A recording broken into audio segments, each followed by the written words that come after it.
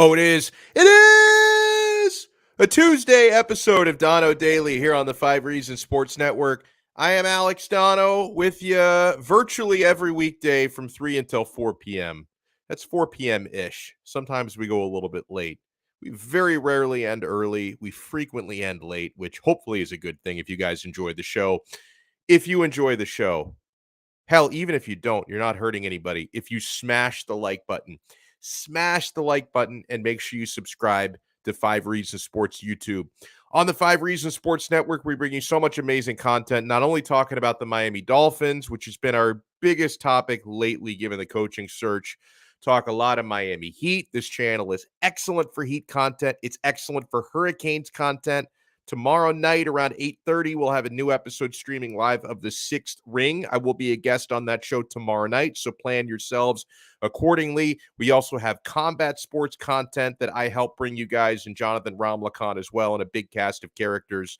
We've got Florida Panthers content, Miami Marlins content, gambling content, fantasy content. If you haven't checked it out, make sure you check out all the programming on the 5 Reasons Sports Network and smash that subscribe button and smash the like button, guys, for this video. The more and more conflicting reports that I'm seeing over the last 24 hours on various good writers, by the way. Like, I don't usually pay attention to people with, 150 Twitter followers, people I've never heard of, probably using burner accounts. Like, if somebody who doesn't seem to be a serious reporter or even a serious insider is going to come out and claim they know who the Dolphins' next head coach is going to be, or claim they know who the front runner is, if it's from an account I've never heard of, I'm probably going to straight up ignore it, right? But over the last 24 hours, I've seen some really good people with reputable Twitter accounts, reputable writers and journalists in some cases, claiming to have been told who the front runner is, or in some cases, who to expect to take the Dolphins head coaching job. And I'm seeing a lot of different names coming up. So it's not as if all of these people are all pointing to the same person. We've gotten a lot, especially yesterday, we've seen a lot of stuff on Vance Joseph. And I think the leader in the clubhouse in reporting that has primarily been Matt Canada from PFN. I'm also seeing, a lot of smoke for Brian Daboll. By the way, talk about Brian Daboll. There's a lot of smoke for him taking the Giants job, that he's gotten a second interview there and they may offer him the job. So unless Brian Daboll thinks, hey, I'm also going to get an offer from the Dolphins, or maybe I've already gotten an offer from, well, if he got an offer from the Dolphins already, he probably would have signed it. So you have to wonder, like, if he gets an offer from the Giants and hasn't yet gotten one from the Dolphins, would he say, you know what? Let me take this one that's in front of me rather than being a finalist for another one. I don't know how that's going to play out, but some people are saying still Daboll the front runner, Vance Joseph the front runner. I've seen Mike McDaniel mentioned as a front runner. I have even, as of a couple of hours ago, by a friend of mine and a damn good writer who doesn't spread false information.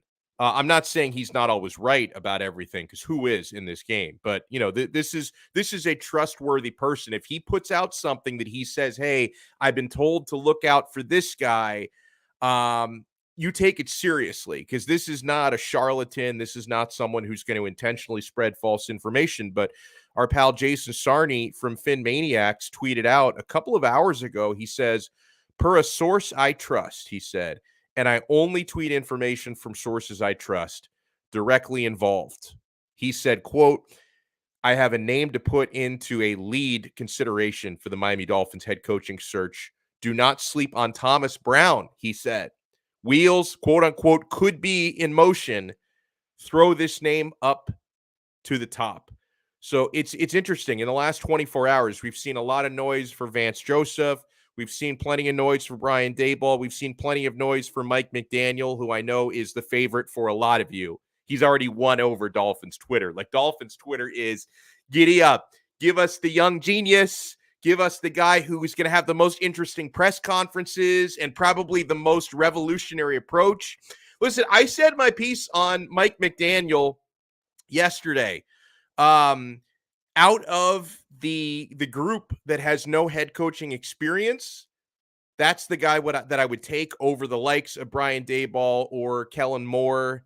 People who don't have head coaching experience, Thomas Brown. I would take Mike McDaniel over that group because at least Mike McDaniel, he is like the Michelangelo of the football renaissance. Like, this guy is rewriting NFL history with his play designs and his innovation. So at least give me, if you're going to give me somebody with no head coaching experience, at least give me someone who actually seems to be a genius and is literally a genius. He is a member of Mensa.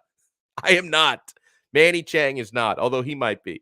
A handful of you in our chat are probably not in Mensa. But I did want to talk a little bit about Vance Joseph today, since his name got really hotly mentioned throughout the day yesterday, trying to really lead us to believe that the former Miami Dolphins defensive coordinator, I know he's had a couple of important jobs since then, but 2016, he was a Miami Dolphins defensive coordinator, that he might be the front runner to come back. Well, it wouldn't be back to Davie. He'd be going now to Miami Gardens, but to come back to South Florida to be the head coach. So you look at Vance Joseph. Now, he does have head coaching experience. That's good, I guess. The bad about Vance Joseph's head coaching experience is did not have any success in his brief time as a head coach. 2 years in charge of the Denver Broncos. That was the job he actually left Miami for. 1 year as defensive coordinator under Adam Gase. He left Miami to become the head coach of the Broncos, which honestly I thought was a curious hiring at the time, because I didn't think he'd proven a whole lot in 1 year, and the Dolphins' defensive numbers weren't very good that year. I think the reason why Vance Joseph got the opportunity to be a head coach off of that 1 year was I can imagine when he got his Broncos interview, he wowed them, because Vance Joseph, I covered him for that year in South Florida. He has the personality. Like, he has every personality trait, and, the way that he speaks and the things he speaks about, he has the head coach type of gravitas. So he must have really wowed Denver in the interview, where they thought, you know what, this guy can be an amazing CEO. This guy will be an amazing leader of men, and he's going to help whip our organization into shape. It didn't play out that way, though. 2 years as a head coach in Denver, Vance Joseph went 11-21. It's not a very good record. He was fired after 2 seasons. I know people will say, well, hey, and because I've talked to a number of people this week who are, I'm not going to say bullish on Vance Joseph, because I don't really know anybody who says, yeah, that's my favorite. But I do know a few people who say, don't sleep on Vance, because I've seen some of the reactions on Dolphins Twitter. Like, people are sending out, the little video meme of the guy who like pretends to drink Clorox and then he pretends to jump off the balcony and all that. It's like people are having that sort of a reaction to the possibility of Vance Joseph becoming our head coach. Like, oh, this would be the worst thing ever. So I don't think I know anybody who's on the opposite end of that spectrum who is like, no, this would be the greatest hire ever. But I do know a few people who say, you know what, Vance may not be so bad here. You should give him a chance if he gets hired. So it's lukewarm. I mean, the people who are the hottest on Vance Joseph are not really pro Vance. They're lukewarm on Vance, which I guess is something. But he doesn't have people in his corner the way that Mike McDaniel has people in his corner for being the young, unconventional genius. The way Brian Daboll has people in his corner, because the Tua stands love the idea of Daboll, who likes Tua, working with Tua again.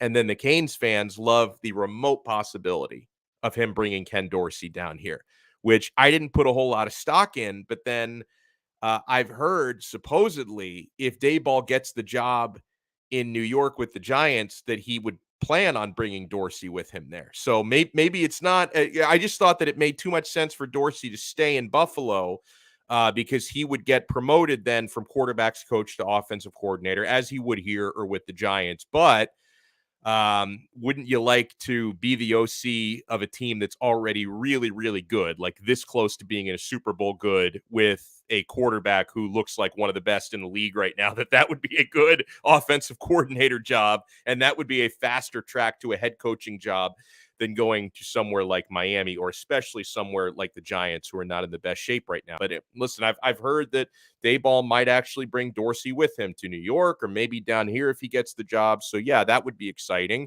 There are a lot of people who are low-key bullish on Thomas Brown even, but I don't know too many people who are bullish on Vance Joseph. Here was what Barry Jackson, who's, of course, one of the best reporters in the business from the Miami Herald, he put this into the mix for the Dolphins coaching search today. He tweeted, "Though no decision has been made on Dolphins coaching search, Brian Daboll has some solid support inside the building, per source briefed on the situation." And you notice, and you guys probably aren't aware of like the timing of exactly when Barry's tweet came out, but Barry's tweet came out shortly after there were a lot of tweets early this morning about, hey, Vance Joseph is getting the job. Then there was a tweet about, oh no, Thomas Brown is definitely getting the job. And then Barry tweeted out, though no decision has been made. So I think he really wanted to put it out there like, hey, he didn't want to throw anybody under the bus directly, but he was basically saying, I know that some of you out there on social media are claiming that this has already been decided. It's not already been decided, but don't sleep on this guy who could be a front runner. And it was interesting because one of the people in the media who kind of really started to circulate this idea yesterday, like he was tweeting out even GIFs, like reacting to it, and a lot of little breadcrumbs he was tossing out there about Vance Joseph being the front runner, is Matt Canada from PFN. And see, I don't know, maybe the actual story that he wrote on the site, it seems to backtrack a little bit, because the way he was tweeting, and I'm not even criticizing him. This is my observation. I don't know this guy personally from Adam. He seems good at what he does, so I'm not being critical. But based on the initial way that he was tweeting, it made it seem like, hey guys, this is going to happen. Then I read the actual piece that he wrote for the site, and it sounds to me like, in his words, Vance Joseph isn't the favorite for the job, but he's the safety net. Right? That if there are a couple of people that the Dolphins organization, the Dolphins brass, would probably prefer to hire over. No, it's not the same. His name Matt? It's spelled differently though. The last name. It's not Matt Canada, the football coach. It's Canada. I think it's Cnnata is the way that this guy, the journalist, spells his name. It's not the same guy. It's not the Steelers offensive coordinator. No, it's not the same guy. It's a different. I think maybe his first name isn't Matt, and I might have mixed him up with a football coach. But the last name is spelled differently. Cannata. So it is not the same guy. But no, initially he made it sound like Vance Joseph is the favorite, and then I'm actually reading it, and it sounds like, well, he could get the job, but that's if other people take other jobs, if you know what I'm talking about. So he writes, if you've been following the Miami Dolphins head coach search, you'll know that Vance Joseph, the former Denver Broncos head coach and current Arizona Cardinals defensive coordinator, is a candidate for the job. And from what PFN has heard from those in league circles, he is a legitimate option to take over in Miami. However, there are several caveats to that, he says. There may be a difference of opinion on Joseph between some Dolphins decision makers involved in the head coaching search. Additionally, other candidates are being considered, including Brian Daboll and Dan Quinn. But early indications are that each may be leaning in another direction other than Miami. Brian Daboll is a leading candidate for the Dolphins. He says, while the Dolphins have been intentionally leak-free throughout their search process, one source told us that Greer wasn't returning phone calls, which was out of character. PFN has been able to gather some intel from those on the outside, he says. At the beginning of the Dolphins head coach search, PFN was told by a source close to the situation that Dolphins owner Stephen Ross wants it to work with quarterback Tua Tagovailoa. That's been widely reported, and hopes the new head coach will maximize his skills. Thus, that source believed that Brian Daboll, the Bills' offensive coordinator, would be a top candidate. One source close to the New York Giants coaching search told us that Daboll would choose between the Giants and the Dolphins, while some close to Daboll believe he would lean to Miami to reunite with Tua. Another source told PFN that Daboll is conflicted because he would likely receive a better offer from the Giants, and he has some concerns about Tua's ceiling in the NFL. Oh no, is he bashing Tua? Oh, we don't tolerate that kind of slander around here. I was told today by our own Juan Cardona from the Five Reasons Sports Network. I'm in the Five Reasons Sports Miami Dolphins chat, and Juan Cardona notified us in the chat that today is one of those national holidays. Every day it's like, oh, it's National Key Lime Pie Day one day, it's National Chili Dog Day.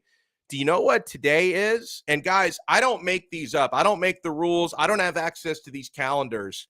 And I am going to refuse to partake in this because it's very, very mean.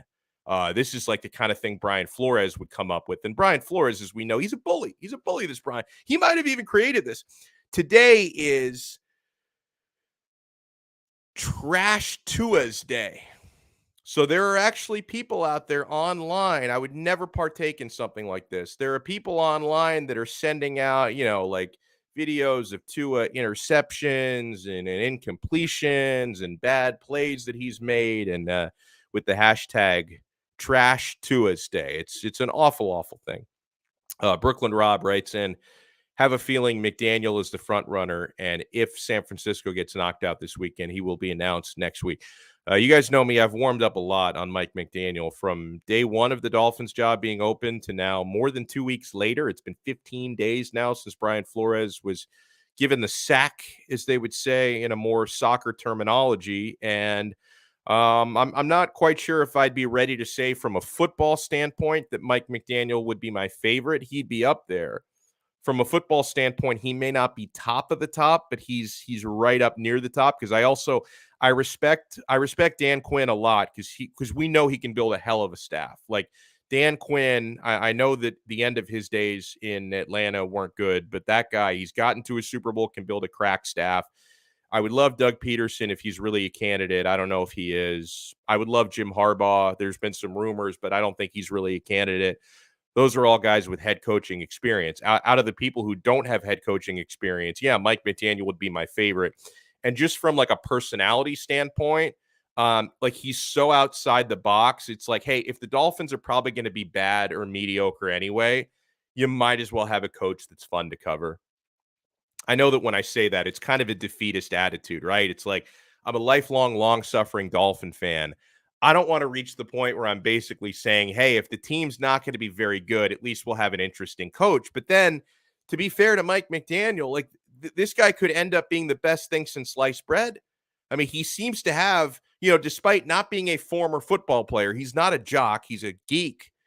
He still seems to have great rapport and respect from his players, right? This guy isn't, polarizing. He's not building enemies. The people in the locker room don't say, oh, this guy's like 150 pounds. He looks like Rick Moranis. I'm not going to respect this guy. That doesn't seem to be happening. Like, he seems to have the respect of players in the locker rooms that he's coached throughout the years.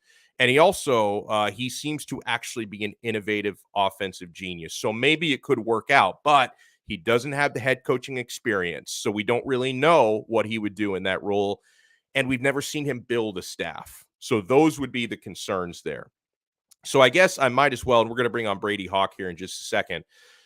Since we were talking about Vance Joseph, is he the front runner? And again, it sounds to me like certain media members were kind of hinting that he was the front runner, but it turns out he's not the front runner. He's a front runner, and he's in the mix. And maybe if a couple of the Dolphins' top targets don't take the job, he would take the job.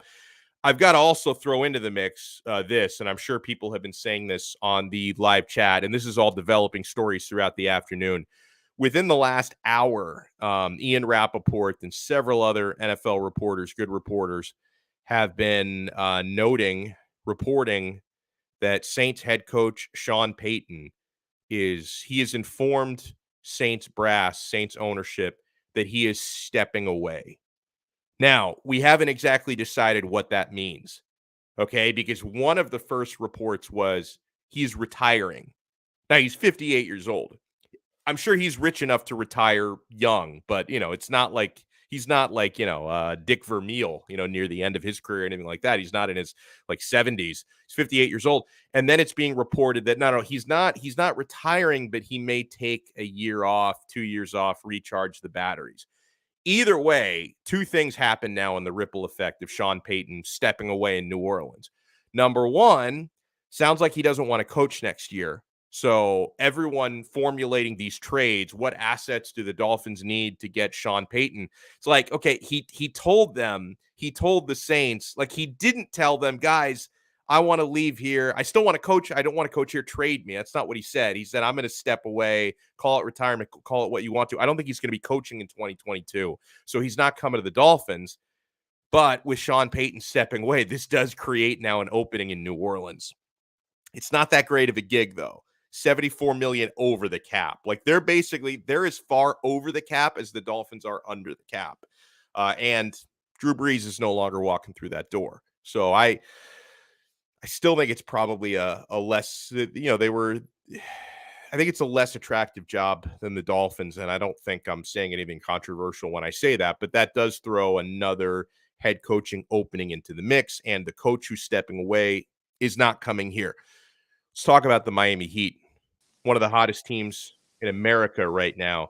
And Brady Hawk is always delivering the goods at 5reasonsports.com and on 5 on the Floor and on his video breakdowns. Brady, good afternoon, sir. How you been? Doing good. How about you?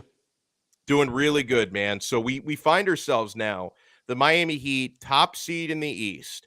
The Miami Heat are getting healthy, and they should be getting Kyle Lowry back in short order. They should be throwing Victor Oladipo, who's been working out. He should be in the mix here shortly.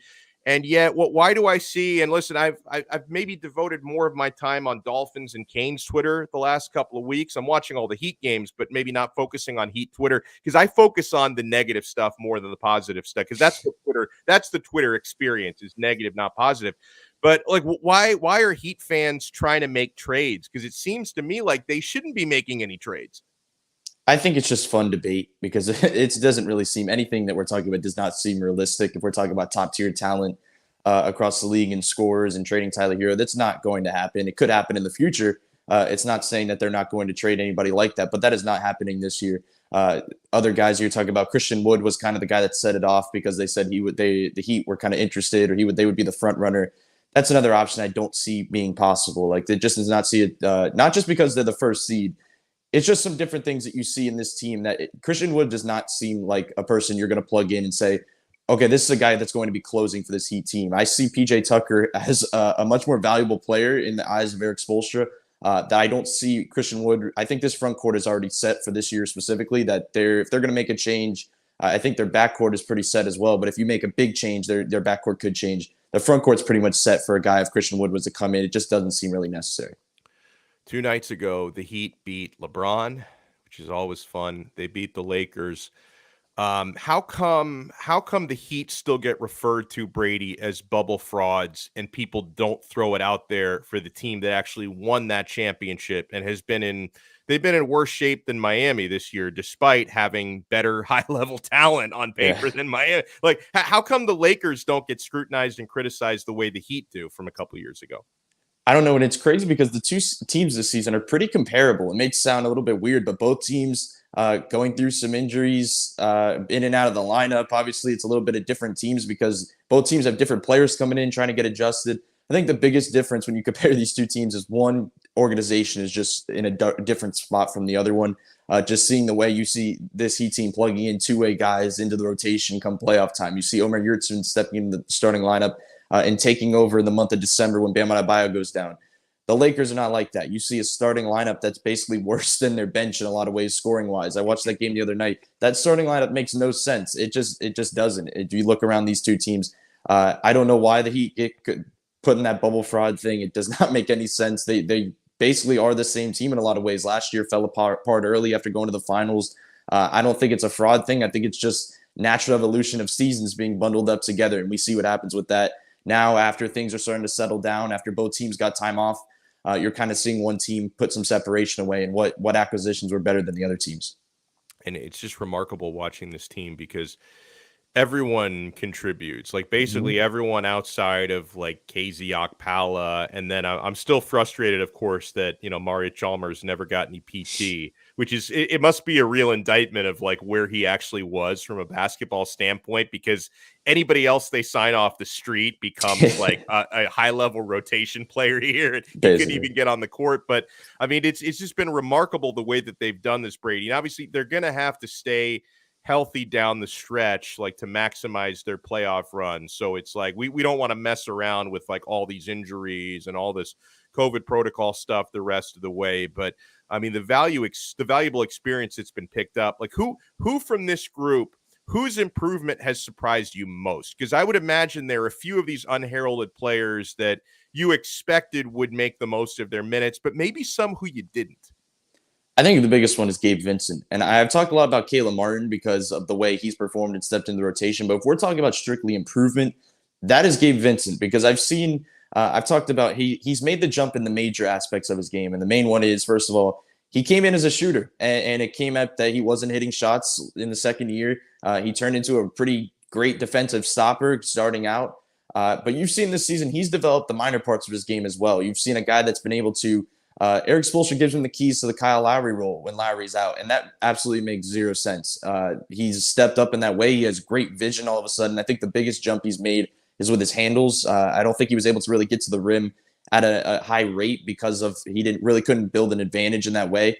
But now he's able to get by guys, create an advantage. He makes smart plays. If he gets a switch, he pulls them out. Like, he knows what he's doing. He's made this high IQ. Now he's making the shots from the outside, which basically puts a bow on everything in his game.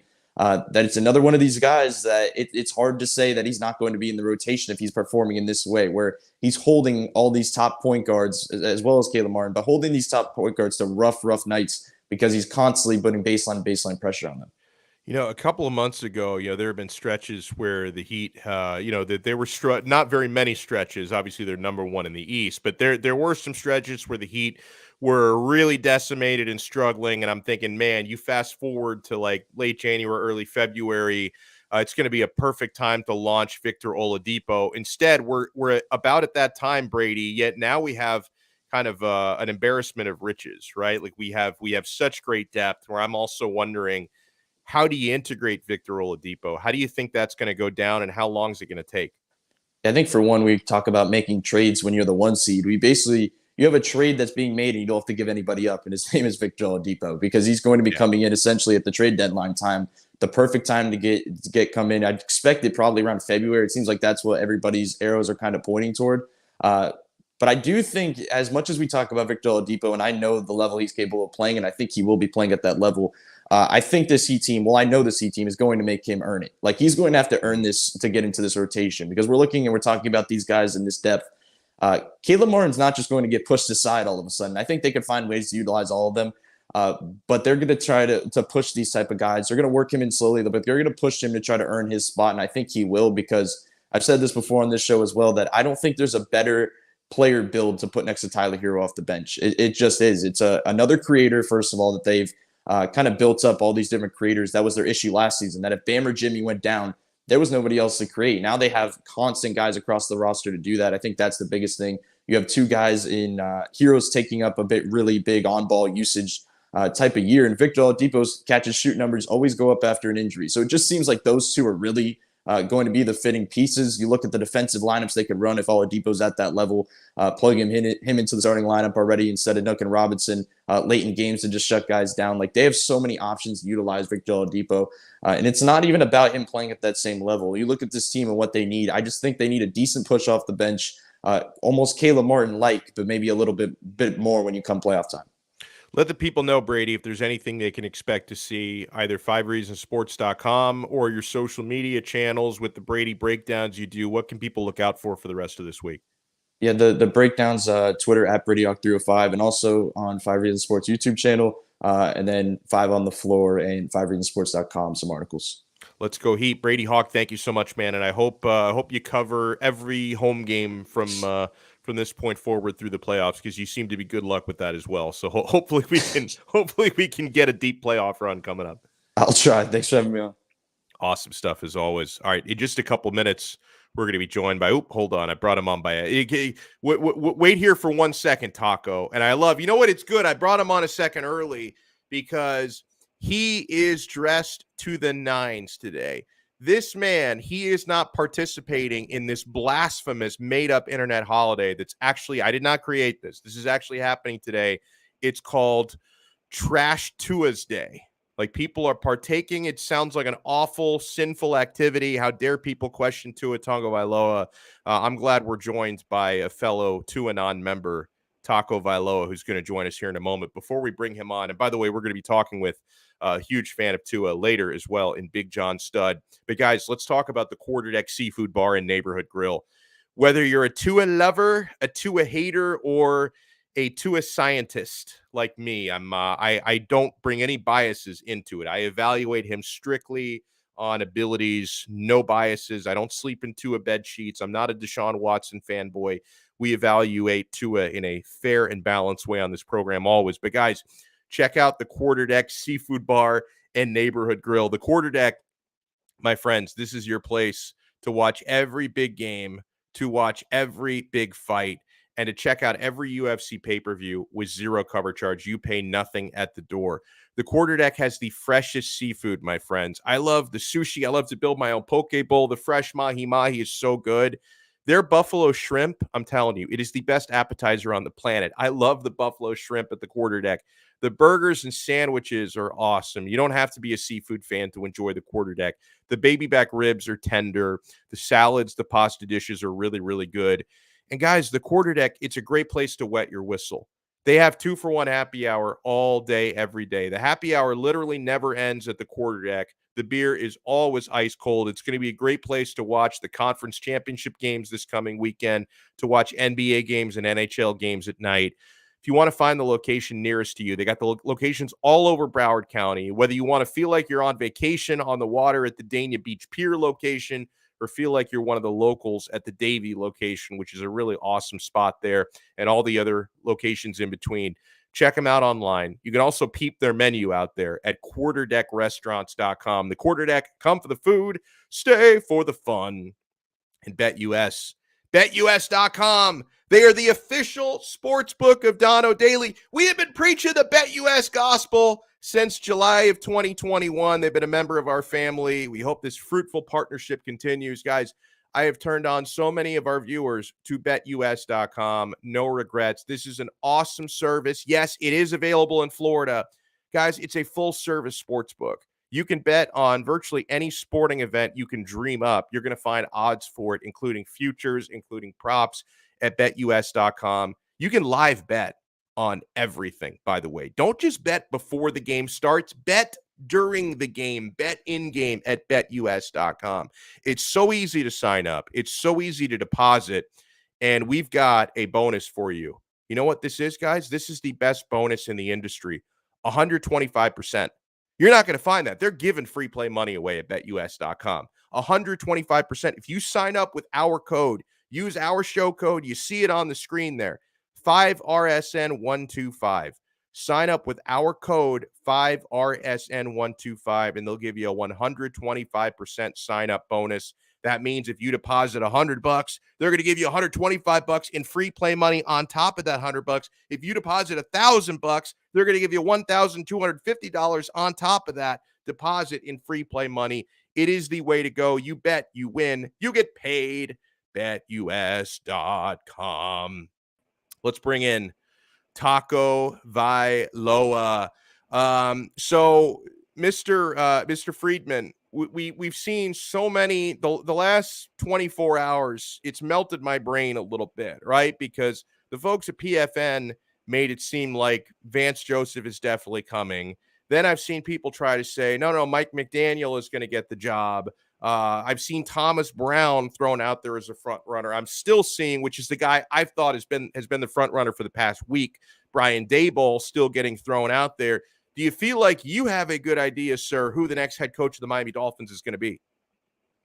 I think it's Mike McDaniel based on kind of what we're seeing, right? So it looks like Daboll is going to end up, to me, he's going to end up in New York with the Giants. Yeah. And then who he takes with him is kind of one. But once the Giants signed the GM from Buffalo, it seemed pretty obvious, right? Which again, we'll talk about Tua, I'm sure, but that says a lot that he passed up on coming down here. It seems, right? Yeah. Yeah. So I don't know. So McDaniel right now. are you worried? And okay, I'll ask it this way.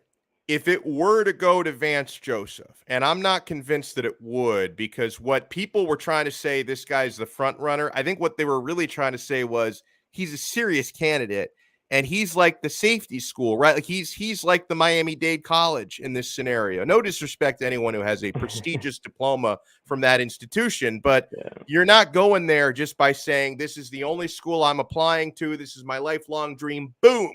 You're going there if some other things don't go your way with those decision letters you get in the mail, right? That Vance Joseph is probably that this is going to end up being the fallback option. If he were to get the job, do you jump off a bridge? Do you denounce your Dolphins fandom? Because I'm literally seeing Dolphins fans say they would do one of those things. How would you react to that? I don't do that, right? So I'm not going anywhere. I'll suffer till the day I die, I guess. But to me, the Vance Joseph thing is like, it's kind of what you're saying, but also to me, it's the idea that Greer's probably on his last legs here if they don't do something, right? So it feels like Vance could be like a 1-year guy, and maybe like he was the only person willing to tie himself to that and Tua. We At should the just same hire time, David right? Culley. Like, is that's his MO, right? Yeah. I mean, he took the Houston job last year knowing there's no way they're keeping me around more than a year. We should hire that guy. And I mean, if you're Vance Joseph and you're going to get that pay raise even for a year, Yeah. you're comfortable here. Look, it's obviously I'm reading into it a lot, but if it's that bad, like what are we doing? Like Yeah. I understand the Flores thing was separate, but this is a lateral move and maybe worse. Yeah, that's not a bad way to look at it, because I've seen some people say that, hey, look, Vance Joseph, he has head coaching experience, but that's the kind of head coaching experience you might want to leave that off the resume. Like when they're looking through the resume, they're like, okay, Dolphins defensive coordinator, Cardinals defensive. Wait, there's a couple years missing. Hold on, well, what were you doing between 2017 and Right. 2000? Don't worry about it. I was taking a break. Don't even look. I mean, 11 and 21 in 2 years does not look that great. Now, something else I wanted to bring up with you. We're joined here by Taco Vailoa on Talk About It Tuesday. When you were on with me last week, you talked about the Jim Harbaugh situation and why Ross wasn't reaching out, or was he really reaching out? Is there something getting done behind the scenes? There have been a couple reports to that nature the last couple of days. They seem to have quieted down a bit, unfortunately, because I love Harbaugh, but could there still be something behind the scenes with Jim Harbaugh that could end up being a curveball the Dolphins throw at us the next few days? Yeah. So what I was telling you was, to me, it didn't make sense if he was definitely leaving Michigan, and Ross, like, why not keep him at the family type of thing, right? So, I mean, it made sense. You got some rumors about the Raiders for a little bit there, but then it's been quiet with him. And to me, I said something a couple weeks ago. I said, like, does he really need to interview Jim Harbaugh? Right. So it's like that could be. Look, I don't at this point. I think that's unlikely, but that's the reality with Jim Harbaugh. He's the one guy he would not have to bring in. Let me circle back to something you brought up, and I'm glad you did, because I meant to talk about it at the start of the show, but when I'm going through all these candidates, then I'm talking heat, the brain gets a little bit distracted. But you mentioned Chris Grier possibly being on his last legs, okay? That was something that Omar Kelly talked about in his recent column. I know that the headline grabbing part of that was the anonymous player criticizing Tua, but another part of Omar's story that Dolphin fans should be aware of, whether you agree with it or not, is the idea that if there is a belief that Chris Grier is, if not on the hot seat, he's on probation, like he's being evaluated, okay, and that he may not be around for much longer. I think this is a big problem and a big mistake by Stephen Ross, and it's a mistake that he's made over and over and over again. Right. The constant half measures. Like, look, you talked about this. Look at what the Giants have done. They had an opening at general manager and an opening at head coach. They filled their general manager role with the former assistant GM in Buffalo, and now he might be, according to reports, bringing in his guy. Like the assistant GM, now the GM in New York is going to bring in reportedly Brian Daboll, maybe even Ken Dorsey coming with him. Right? Yeah, Wink Martindale, maybe as the defo, which would be a hell of a staff, by the way. And so that's because the Giants approached it correctly. They brought in a new GM and they let the GM make these hires. Where Stephen Ross, he's always either firing a coach and keeping a GM like he just did, or firing a GM and keeping a coach. So somebody's always inheriting somebody. And it's hard to create true front office alignment when you're not really working with your guy. So do you think that this is another case of Stephen Ross just approaching things the wrong way? Should he have cleaned house at the top? I don't know that he knows how to approach things the right way. So it's just he's approaching things the way he always would, right? And it's exactly what you're saying. It's like the definition of insanity at some point. And you get it. Like he's comfortable with these people. They've never cleaned house. I don't know when the last time they did that. There's been so many things, Bullygate, you can go up and down the line of things that these people have been around for. I get it. Like you want to keep your friends, but that's when you go, especially the Vance Joseph thing, to me, that would make it 10 times more obvious. It's just like, stay away, do something different, please. We're joined here by Mr. Taco Vailoa himself. People were asking about the jersey you're wearing. You've told me this story before, right? That on draft night in 2020, you ordered what you told me, not one, but two Tua jerseys. So you are one of the bigger Tua fans I know. Congratulations. Yeah. No, I have the green throwback too. They've sat in my closet for a while. Those are both. So you haven't been wearing these out and about every day, you're telling me? Like, man, once you get to the 1-7 thing, it's like, all right, you got to mix it up, right? My jerseys weren't working. So they've seen better days. But I had to take it out for you. Do you have any other Dolphins jerseys, like the players that you do rep? Yeah, I got a Marino. I mean, I got the older. I have a Brandon Marshall randomly. A Jason Taylor. I think that's my Reebok torn up. Nice. Yeah. What about you? You have jerseys? I see a couple there in the back. Yeah, I've got a Gus Frerotte, and that's actually game worn autographed. I'm not even joking. I was gonna say that's a random one to have to wear. Actually, so I wanted to. I've told this story before, but I understand people don't listen to every minute of every show. Maybe a handful of you do, and God bless you. But a lot of people miss certain things. It was actually I think it was one of the guys from Lemon City Live recently commented on my Facebook because I posted a screenshot from one of the shows, and I've had it hanging up there for a while now, the Gus Frerotte jersey. And he's like, bro, can we talk about why you've got a Gus Frerotte jersey hanging there? It's because honestly, and the money that I paid for this went to a good cause. I bought this, the year that he played for the Dolphins, 2005. Okay. I was in college at the time. And so, I didn't know the real value of money. I made money through a scholarship, and instead of buying textbooks, I bought material possessions like football jerseys, because I don't know, I think every semester they'd pay me like $600. They give me like a $600 check of scholarship money, and I'm supposed to buy. But I didn't buy the textbooks. I was like a straight B- student. It was terrible. But no, I would just take the money and I would buy jerseys.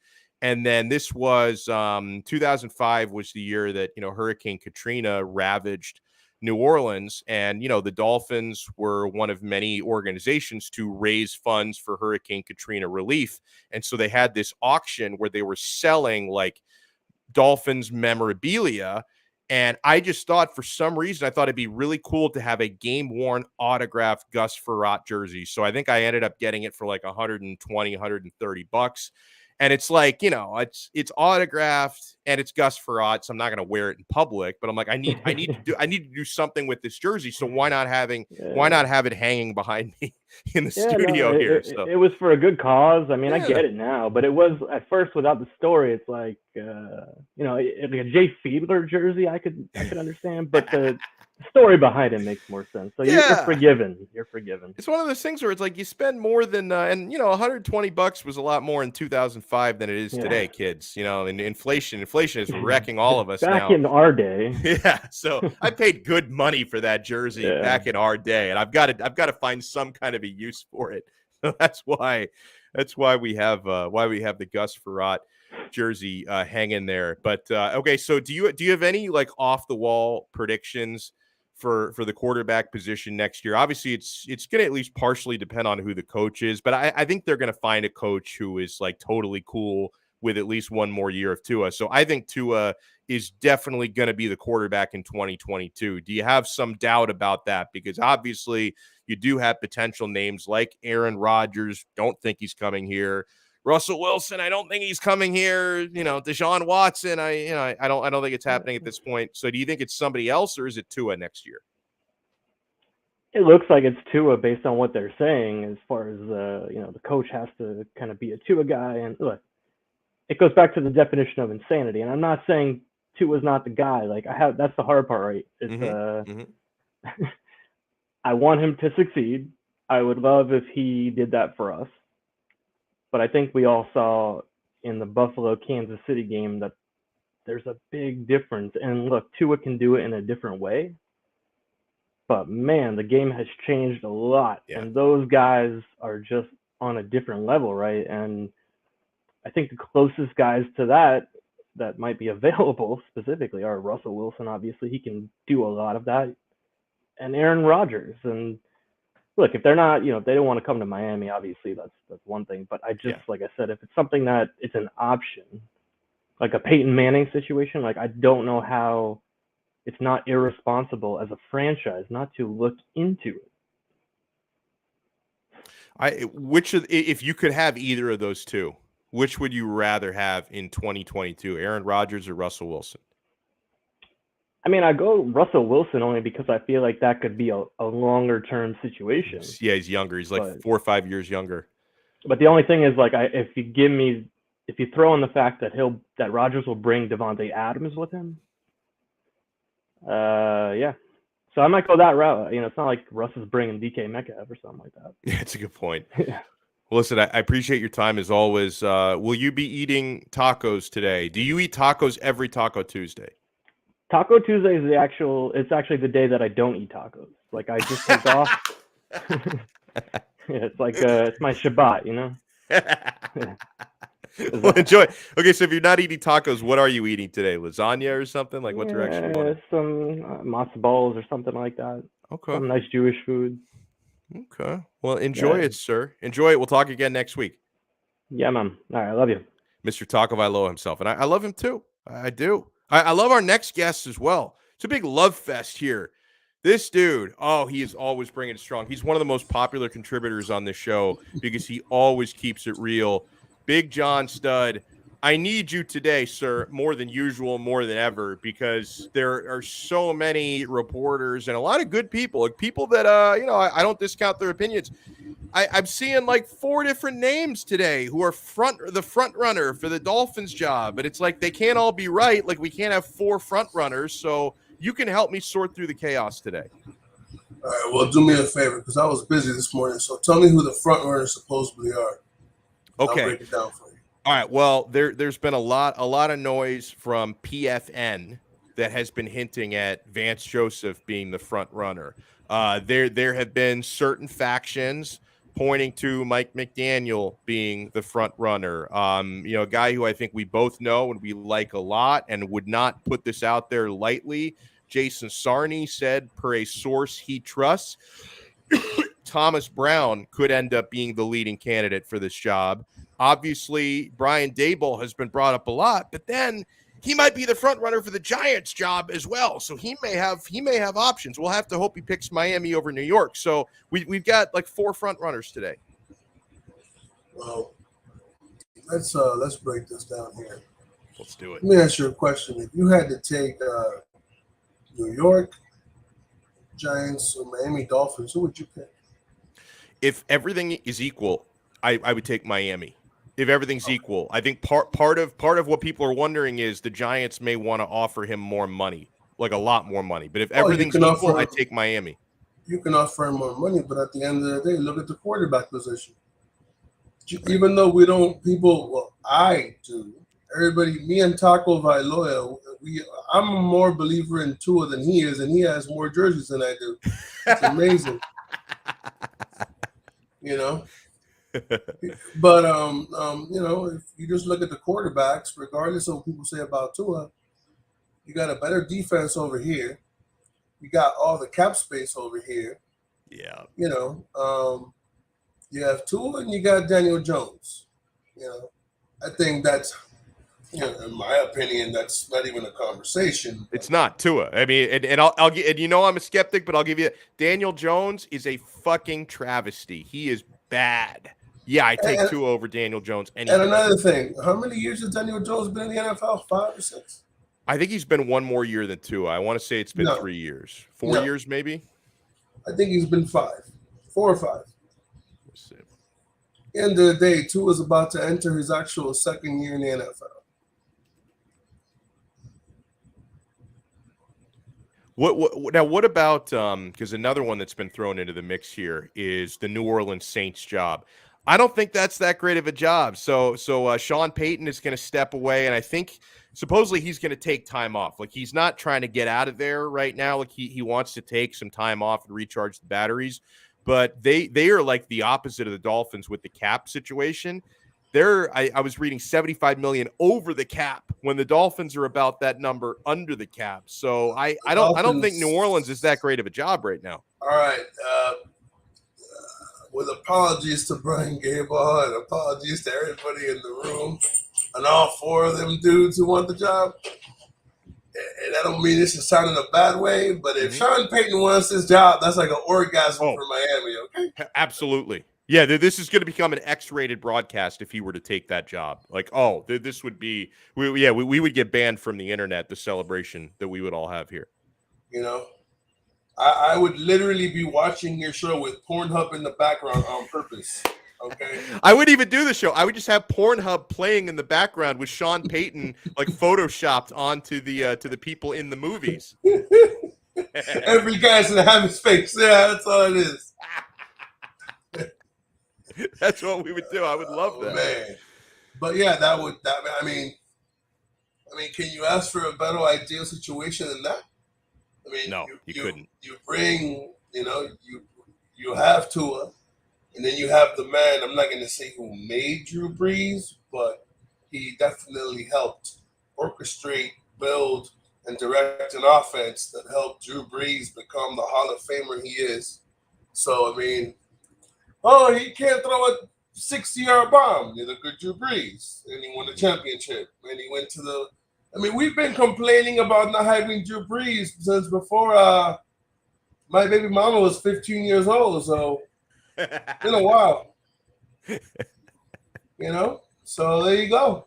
I mean, if you get him by hook or by crook, I mean, that would, if I'm Miami and I'm going to give up draft picks, that's what I would do. I mean, that would be my ideal situation. I mean, you have enough cap space. Look, according to people I know, the Dolphins are planning on trading for Calvin Ridley. Now, you're giving up a conditional based on what I've heard. I mean, you could give up more. I don't care what they give up. They can give up 2 first-round picks for Calvin Ridley this year. I'd be happy. I don't care. Yeah. It's a conditional 2022 second-round pick, which based on snaps and performance can turn into a first-round pick. Now, if you tell me you're going to get Calvin Ridley, fantastic. I'd give up first-round picks for the next 3 drafts, however many they are, if you're going to get Sean Payton. He's worth it.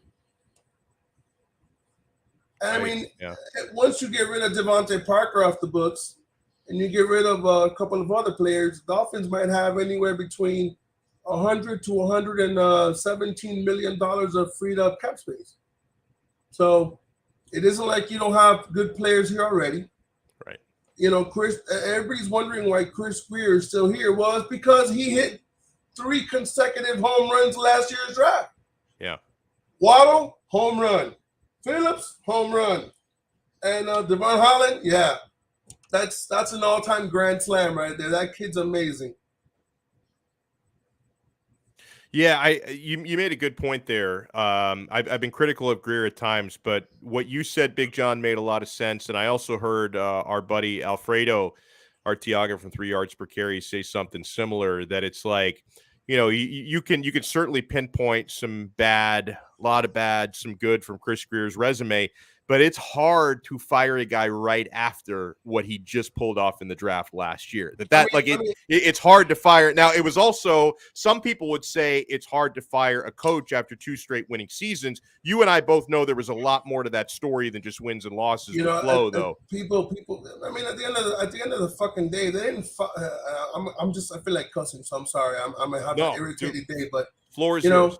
First of all, Brooklyn Rob, I love you. I don't know where you're at, but you're the man. Now, I've seen him in here today. He's around. He's somewhere. the shit. I love that. I mean, he's the only man to ever tell me I'm the shit and then tell me I'm an asshole in the same broadcast. Fucking amazing. I love that guy. He did that shit last show. He's like, Big John is great speaking facts, and then Big John should be drug tested. I don't know.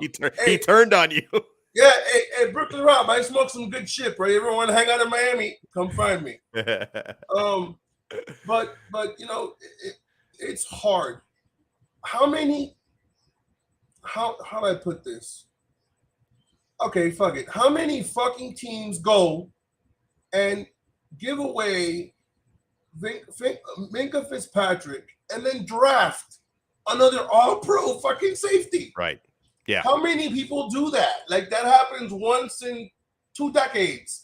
And we did it twice in 5 years or less than that.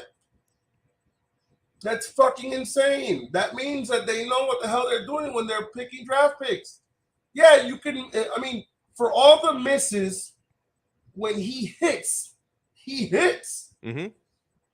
How many people were complaining about Jalen Waddle besides me when we first talked about Jalen Waddle? Oh, they gave up 2 first-round picks. Listen, those 2 first-round picks look fucking amazing right now for Jalen Waddle. They do. That was a good good pick. pick. In a heartbeat. Yeah. Everybody who was complaining would give him up again for Jalen Waddle. Right now, there's not a person alive who wouldn't say, oh, we shouldn't have taken Jalen Waddle after a 1,000-yard season and 100 and I don't know how many catches and breaking the rookie record. Playing a fucking anemic offense with no offensive line, which we've spoken about. We got 5 blockers and 6 leaks. No running game. That's why I was talking to Chris on Finn's Tailgate. We're having a conversation. He asked me a question. Well, it wasn't Chris. It was Michael the Mike. He asked me a question. He goes, does the quarterback make the offensive line or does the offensive line make the money? What's up, Chris? And I said, well, it's like a marriage. They go together. Mm-hmm. Yeah. You know what I'm saying? But at the end of the day, people are complaining about it. I made the comparison with you. Oh, Tua can't do this. Tua can't do that. Tua got no fucking weapons to do shit with.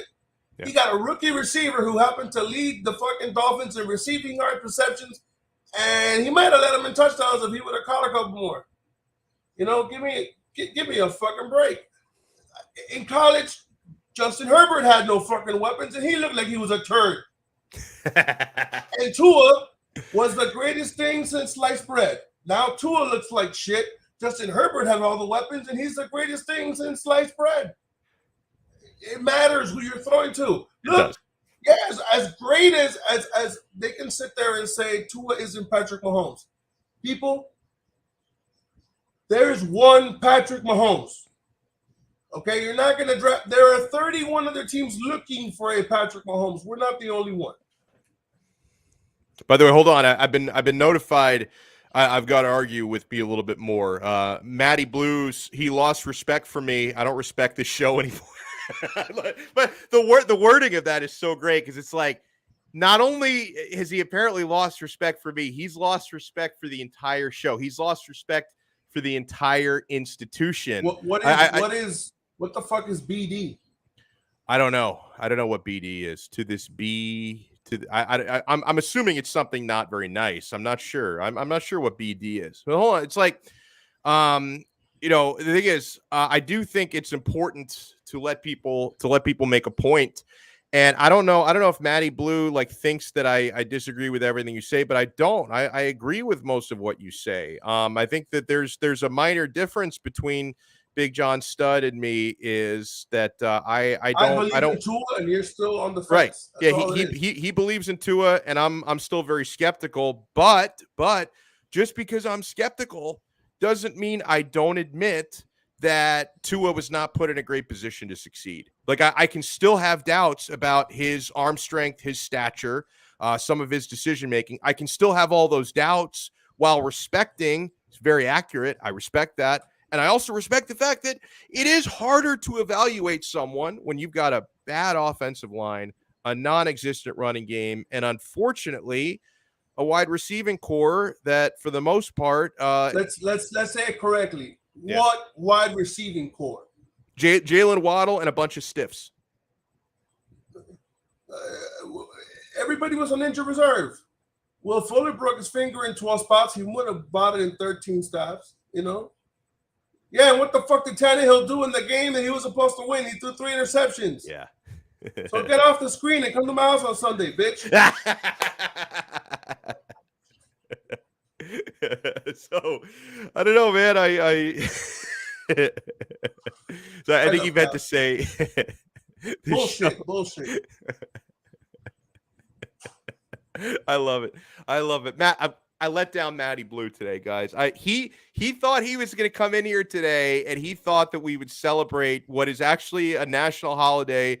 It's called Trash Tua's Day today. But I told you guys, I'm not going to participate in Trash Tua's Day, and I certainly would not expect someone like let me Taco ask you a Bailoa. question. Yeah, go Let me ahead. ask you a question.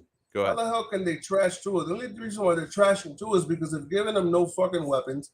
That guy came off of a historic hip injury and still went 13-8 behind this garbage offensive line and wide receiving core.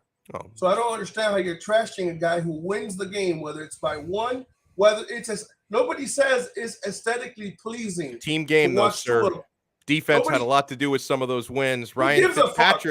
Fitzpatrick won some of those. The Raiders game. People count that as a win on Tua's record. No. Fitzpatrick came in and won that game. But I'm not. Okay. That 13-8 doesn't include. Okay, No. fair enough. But No, some no. people say 14-8, and I have to call them out on their BS. No. Okay, well, 13-8. That's 13-8 is still better than 13-13, right?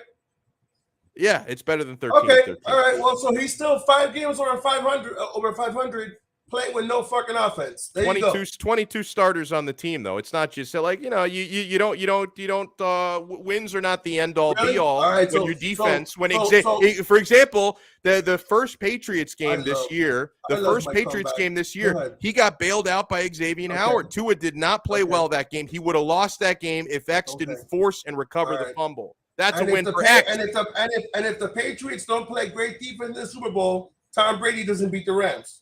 Mm-hmm. Okay, he's got 6 other Super Bowl rings though. It's like for one of them he didn't play great. The first two where the defense carried him, that doesn't count either. So he's got 3 more. Okay, still it's 3 more. And then when Atlanta shit the bed and didn't know how to run the football for 2 quarters when they're up by 24 points. That's on. Are we gonna give Tom Brady credit for that too, or tell the fucking offensive Atlanta they suck ass? He both, but Brady did have an amazing game in that comeback. Okay. At the end of the day, apples and oranges—they're both fruits. See what I'm saying? That is true. I refuse to recognize that could be. No, but that's good. Okay, so I want to come full circle with the coaching search. Despite we talked about that the Giants are also very much after Brian Daboll. He's made no decision yet to this point. Do you expect Brian Daboll to get this job, or do you think it's going to be somebody else? I'm gonna answer 2 of your questions because you asked me a question earlier and we got off topic sort of, but it was still Miami related. That's probably my fault. It's okay. I mean, at the end of the day, Matty Blue is still blue in the face. But anyway, at the end of the day, I still think Brian Daboll is the front runner. Now, here's what I do think. Okay, I do think that if Vance Joseph gets the job, I would not be surprised if Jim Caldwell came in as the offensive coordinator. I agree. Now, if that is the case, then give the man the job right now. I want Jim Caldwell somewhere associated with the Miami Dolphins, whether it's head coach or offensive coordinator. You know, as a head coach, he won in Detroit. The guy deserves a block of fucking gold statues the size of the Empire State Building. Because nobody wins in Detroit.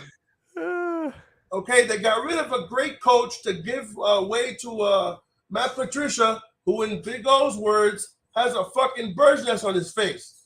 Okay, he walks around in a jumpsuit with a pencil. They got rid of one guy to bring in that piece of shit, and he fucked it all up.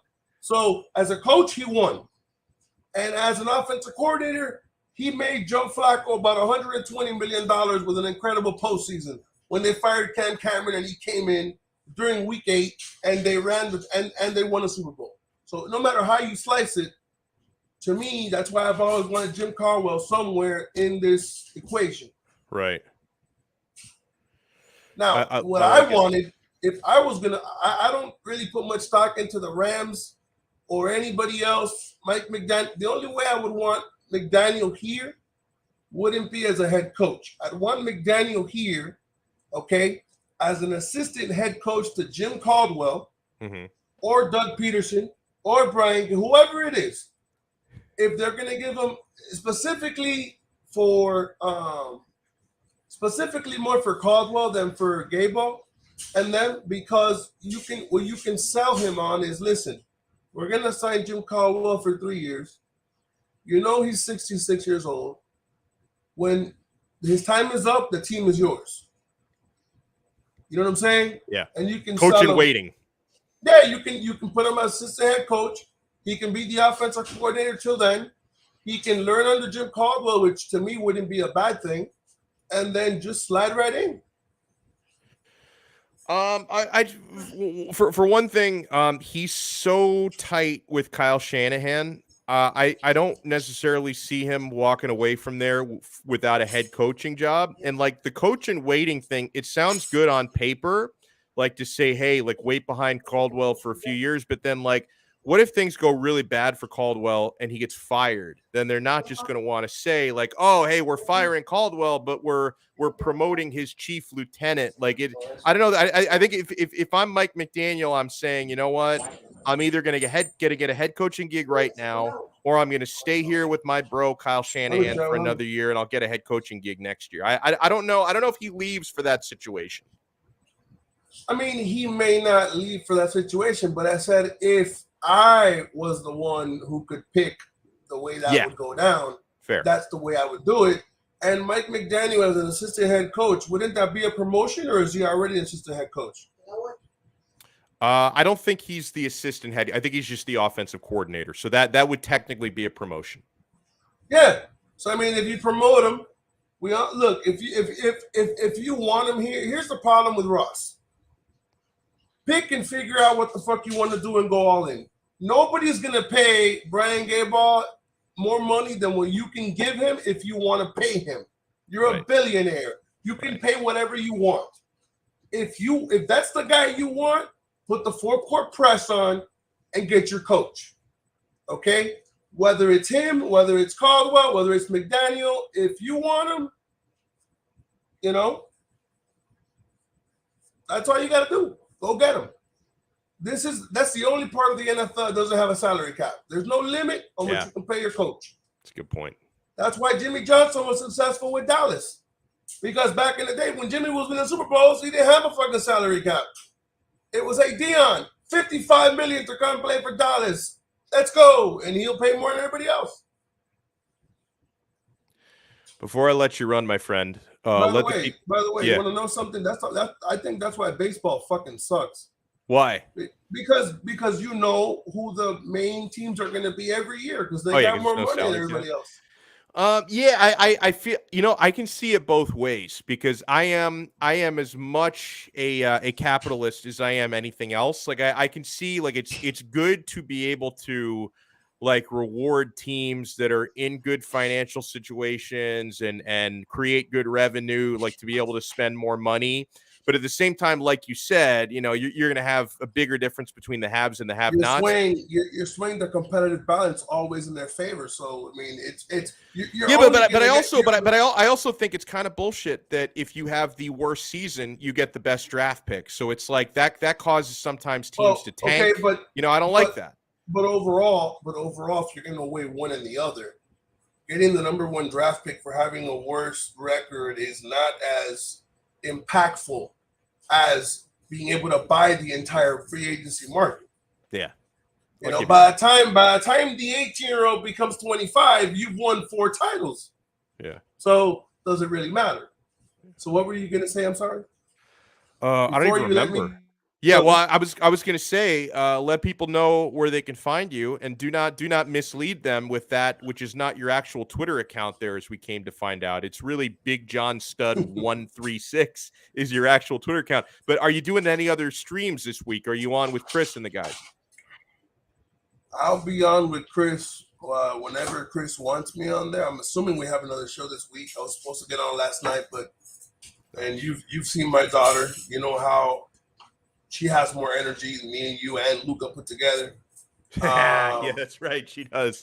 And man, she wore me out last night, and I didn't even realize I overslept. I wasn't supposed to be on the stream, but he told me to pop in. Like with you, it's like, yo, you're expecting me to be on, and I'm on. Yeah, we planned it like months in advance. You remember, no, with him it was if you want to pop in. And she grabbed my phone. I don't know where she put it. I ended up finding it this morning, but I didn't know where it was. He sent me the link, and I couldn't find it. I didn't know that he sent me the link. And I was like, yo, my bad. I'm sorry. Me fucked it up. Yeah, I'm just waiting for Chris because he and by the way, everyone check out his channel, the Finns There you Tailgate. You guys have a lot of fun on there, and I'm gonna come on eventually, but like I don't know why he does all the episodes like in the middle of the night. It's like, dude, I'm not 21 anymore. Like I don't stay up till like 2 a.m. just on a random weeknight. Me and him had this conversation. He already told me he's gonna make a show either in the middle of the day. So we're working on it. We are negotiating. He got you. Yeah, he got you. I've been. He said when he does a show, he wants it to be me, you, and him up there. He says me and you have incredible chemistry, and I'm like, well, because we don't bullshit each other. No, that's basically what it comes down to. No. You know, I've been up, like when I go up on Steven's show, like I told you, it's like you got 14 people, and with all due respect, half of them don't know anything about football. You know, there are a few that do. There's one guy in particular, Estefan. I'm shouting you out. The only problem is you're a Spurs fan, bro, and you're gonna get your ass whooped all season long, bro. I didn't know that about Estefan. I respect him a little bit less. Well, you know.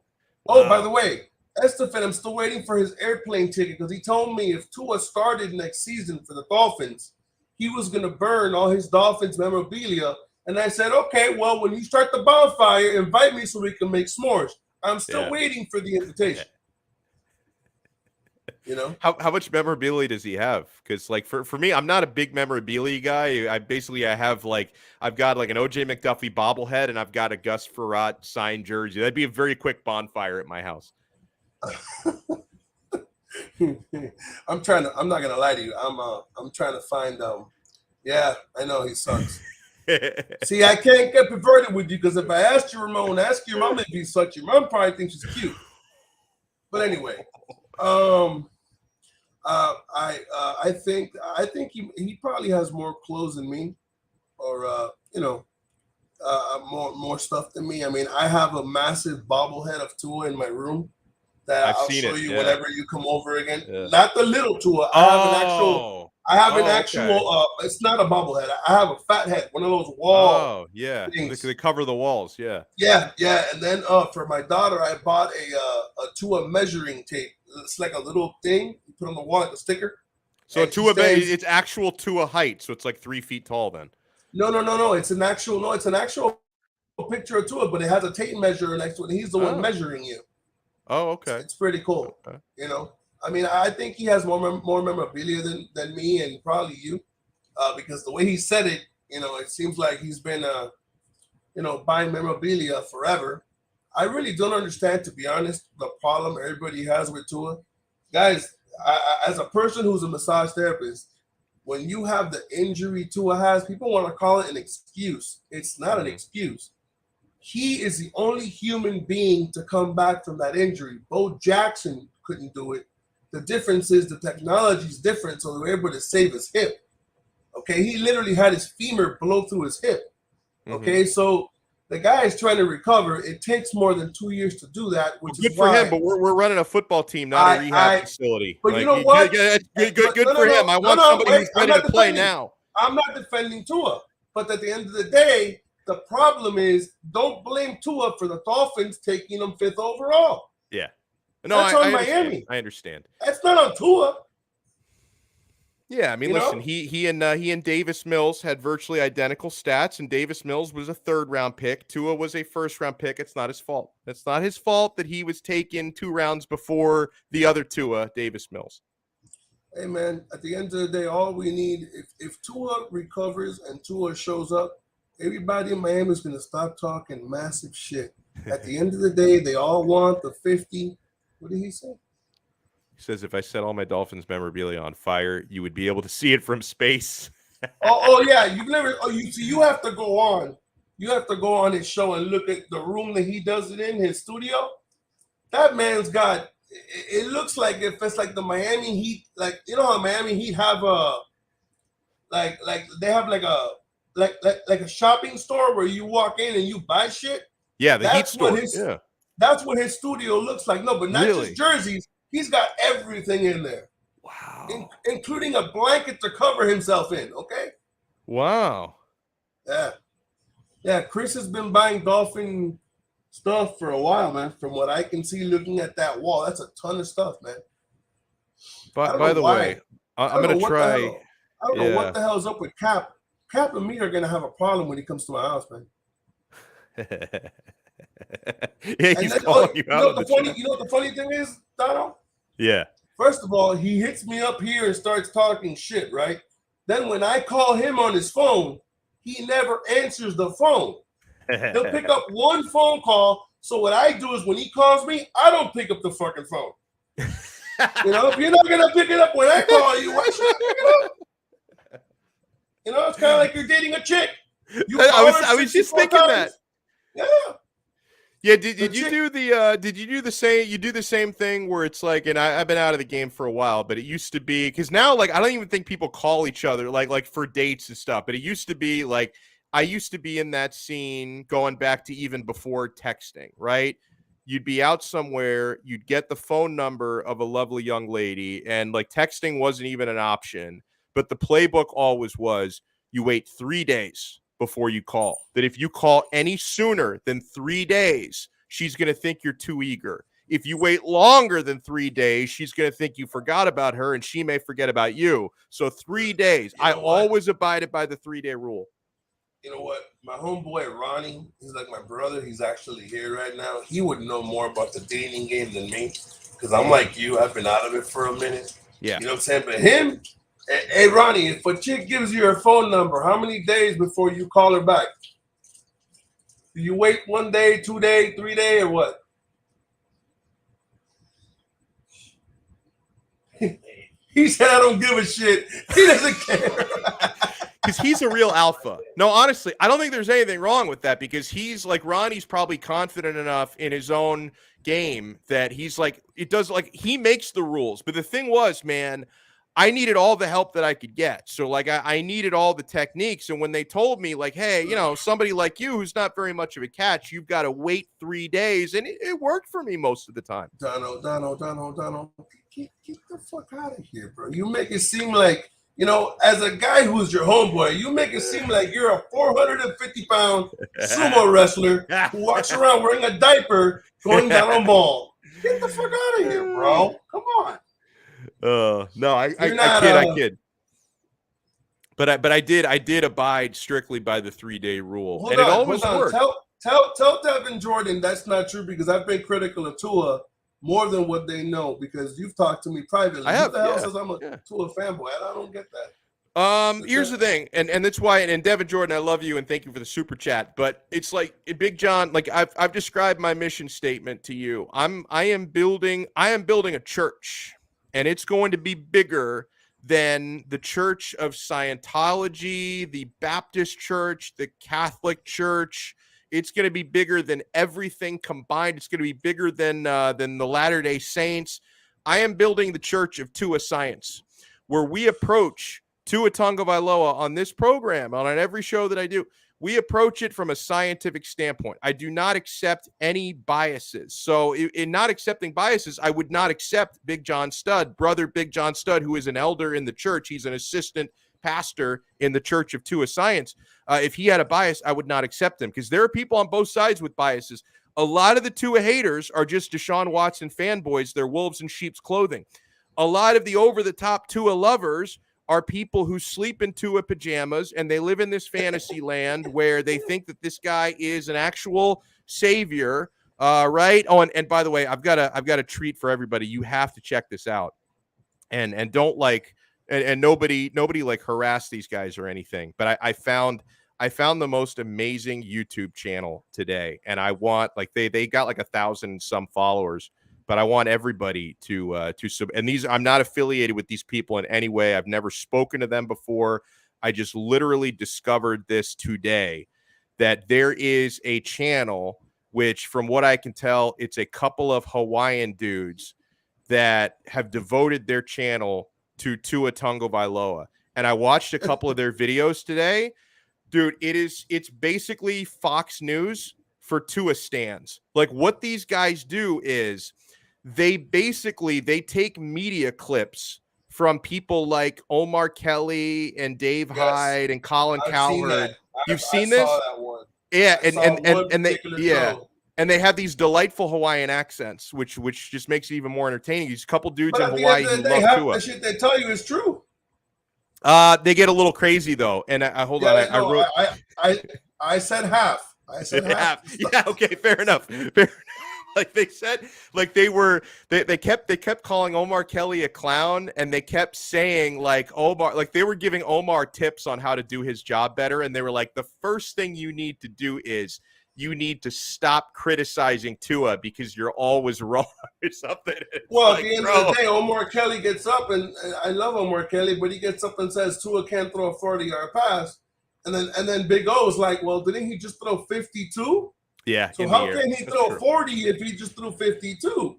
You're getting too focused on the numbers, though. What he was trying to say was this guy doesn't have a particularly strong arm. Yeah, but at the end of the day, if you're going to say something and it's going to be repeated and repeated and repeated, make sure you repeat what's correct. If you're going to say that, just like he was trying to correct a Big O yesterday, sit there and say, I don't think Tua has a particularly strong arm. Right. Even though he threw 52 yards, it was a touch pass. And then everybody who knows football would understand what you're saying. Just saying. Yeah. And by the way, I think Kay, I think he's watched their videos, or he just was.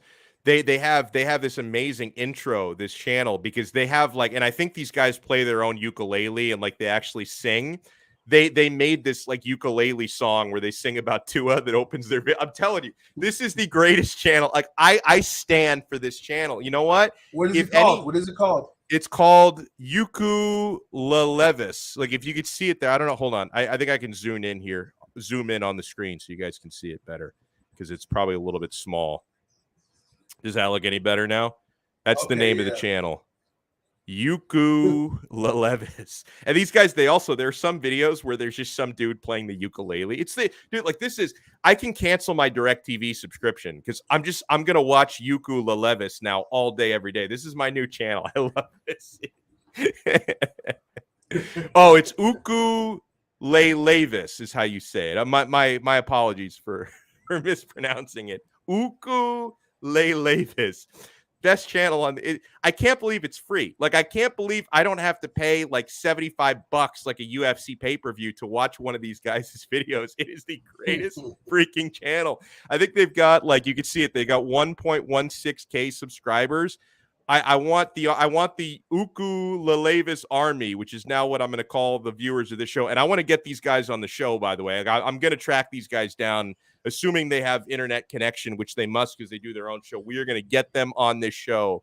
But I want you guys to support Uku-Lelevis, subscribe to their channel, and tell them we need you to go on Donno Daily. Because I don't know, because the thing is, they say so many nasty things about the people who doubt Tua. They call them clowns and stuff.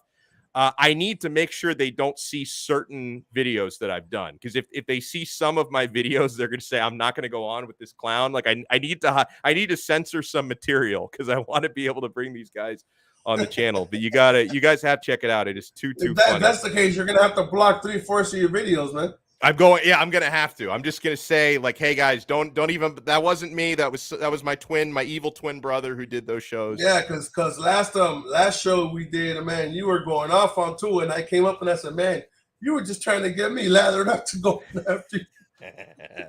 I was winding you up, man. Yeah, I my problem is I don't think that I'm a Tua fanboy like they want to call me, or a Tua stan. I just think I'm a realist, and Cap is just, like I just think that the problem is I understand what Tua's going through physically because I've been through it physically to a certain point. Yeah. So even though like people who doubt Tua would be the same people who would have doubted me when I was younger, when I played for my high school basketball team, that I was ripping people apart.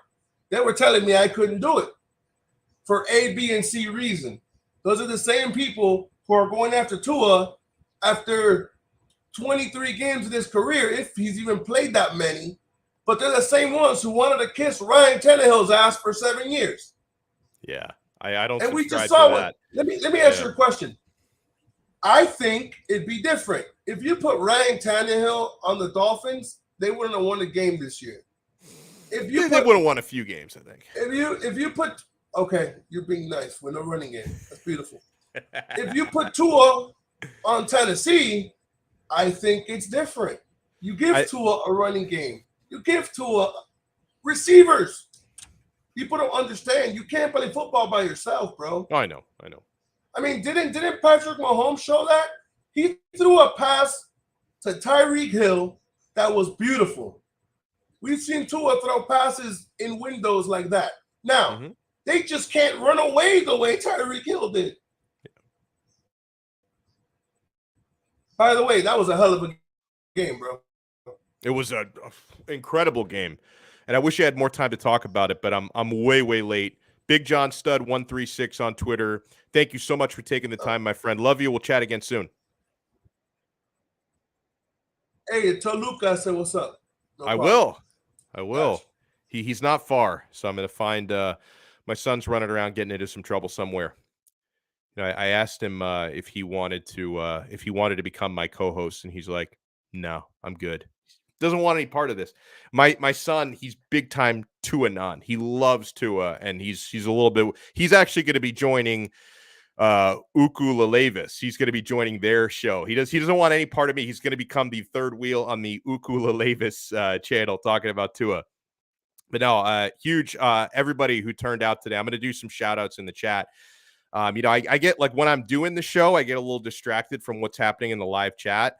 I'm going to have to go back and read some of the comments because it seemed like there was some fire debates happening in the live chat about Tua. And I love it. I love debates. Because sometimes people bring up good points that I didn't even consider and say, you know what, that was a really good take. Or sometimes people say something that's so batshit crazy that I'm like, wow, I didn't even know anybody could be that ridiculous. So I'm going to go through the comments section and read some of the things that I missed later. So, guys, we've talked to you today about a couple of our title sponsors like BetUS.com, America's favorite sports book. They've been at this for 27 plus years. They're in their 27th NFL season right now. Yes, they're available in Florida. Sign up at BetUS.com with our code 5RSN125 and get action on any sporting event you can imagine and live betting on all of it. And there's a casino right on the site. It's like having Las Vegas in your pocket. You can play slot games. You can play table games, blackjack. I play it on there sometimes. for real money. It's all going down at BetUS. Sign up with our code 5RSN125, and they're going to give you a 125% sign-up bonus. That is the best bonus in the industry. 5RSN125 is our code. Make sure you head out to the Quarterdeck Seafood Bar and Neighborhood Grill. Head out there this week. But, guys, hot tip, we are going to be out there for a 5 Reasons Sports watch party in less than a week. I think we'll be at the Davie location on January 31st. So come out, hang out with some of the 5 Reasons personalities. I'll be out there. Ethan always comes out. Brady Hawk. Alfredo Arteaga never misses a watch party. That dude is clutch. He's like the Cal Ripken of 5 Reasons watch parties. He's got this crazy Iron Man streak going on. He never misses a watch party. So if you want to check out their menu, find the location nearest to you before you go. QuarterdeckRestaurants.com. The Quarterdeck, come for the food, stay for the fun. And the official fantasy sports partner of the 5 Reasons Sports Network is Prize Picks. Sign up with our code, which is 5, the word 5, F-I-V-E. When you sign up with our code, they're going to give you a 100% match on your deposit up to $100. What makes Prize Picks so great is what makes it unique. Prize Picks, they combine my love for fantasy sports with my love for parlays. So what you do on Prize Picks, and there are tons of games that you can get involved in every single day, you just select 2, 3, or 4 players like a parlay, and you predict whether they're going to go over or under their fantasy projection, right? And you make money based on multiples. If you get 4 predictions correct, you're going to make 10 times your deposit. That's good money. Our guy, Taco About Sports, hosts the Prize Picks on 5 show. He had I think he made $3,000 the other day playing on Prize Picks, which was incredible. So it really is easy. It really is fun. It takes less than 60 seconds if you're quick about it, less than 60 seconds to make your selections. Sign up today on the Prize Picks mobile app, which is what I typically use, or you can do it at their website, prizepicks.com. Sign up, and if you use our code 5, that's F-I-V-E, they will match your deposit up to $100. So Prize Picks truly is daily fantasy simplified. This is another day. I don't know if I can get to all the shout outs. I ran incredibly late. I sometimes I tell people I'm supposed to have a meeting. Not today. I don't think I had anything going on today. But sometimes I cancel plans because we run long on the show. I do want to let people know, be following me on social media, please, because if I am able to do a show tomorrow, I will tweet about it. But I'm not sure I can do a show tomorrow, and I definitely can't do it at the regular time. But if you follow me, you can see the handle there. Hold on, let me point the right direction. At Alex Donno. Yeah, I got it.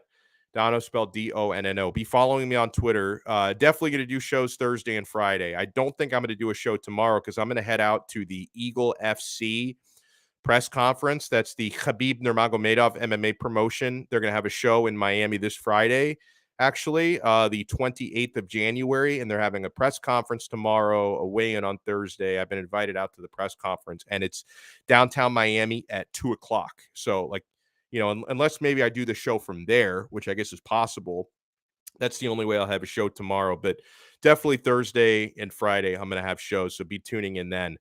Cap for Life, thank you so much for tuning in. Brooklyn Rob says, need to change his name to Big John Samoan. We'll take that under advisement. Chris, the Finns Tailgate, thank you so much. Andres, thank you so much. He says, breaking. Oh, see. Yeah, I saw this. I don't know if this is really happening or not. I did see who was it? Somebody tweeted this out today.